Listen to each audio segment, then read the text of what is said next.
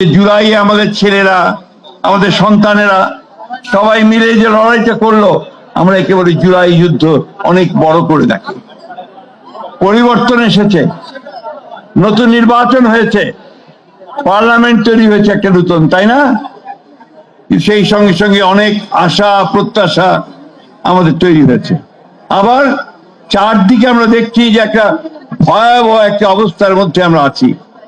Fascist যারা ছিল তারা দেশটাকে ধ্বংস করে চলে গেছে, অর্থনৈতিক অবস্থা লুটপাট করে নিয়ে গেছে, বিদেশে টাকা পাচার করেছে, ব্যাংকগুলো লুট করে নিয়েছে, আমাদের শিক্ষা প্রতিষ্ঠানগুলোকে ধ্বংস করে দিয়েছে, আমাদের স্বাস্থ্য ব্যবস্থাকে ধ্বংস করেছে, আমাদের যে প্রশাসনিক কাঠামো তাকে পর্যন্ত ভেঙে দিয়েছে।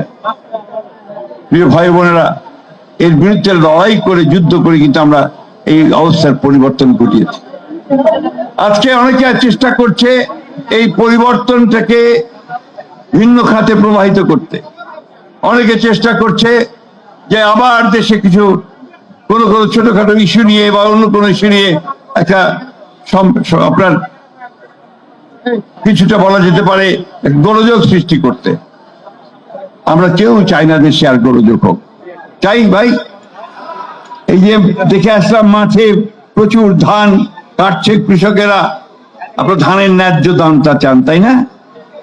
আপনার চান ধান ফলাতে যে সার লাগে, বীজ লাগে, সেটা যেন সঠিকভাবে পান, ন্যায্য মূল্যে পান, তাই না? আমরা চেষ্টা করছি, তারেক রহমান সাহেবের সরকার চেষ্টা করছে এই জিনিসগুলোকে ঠিক করার জন্য। তিনি কৃষক কার্ড করেছেন, শুরু করেছেন, প্রত্যেকটা কৃষককে সেটা দেবেন। আজকে রবীন্দ্রনাথের এখানে এসে তার কৃষি চিন্তার মধ্যে দিয়ে সেই কথা আমার মনে পড়ছে যে রবীন্দ্রনাথও ভেবেছিলেন যে কৃষকের অবস্থা তিনি পরিবর্তন করবেন।